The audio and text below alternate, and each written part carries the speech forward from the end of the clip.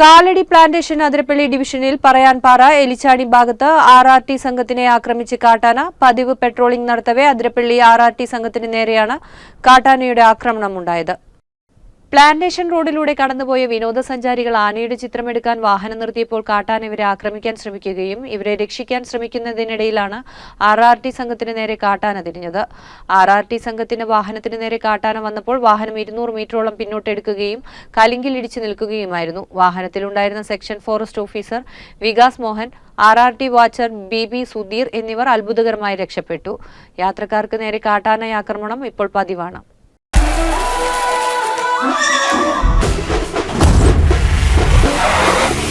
ഈ ഓണത്തിന് മൈജിയിൽ നിന്ന് പർച്ചേസ് ചെയ്യുമ്പോൾ 20 കാറുകൾ, 25 സ്കൂട്ടറുകൾ, 50 ഇന്റർനാഷണൽ ട്രിപ്പുകൾ, 1 ലക്ഷം രൂപ വീതം 100 പേർക്ക്. ബമ്പർ സമ്മാനമായി BMW കാർ, 30 കോടി രൂപയുടെ ഉറപ്പായ സമ്മാനങ്ങളും ഡിസ്കൗണ്ടുകളുമായി. മൈജി ഓണം.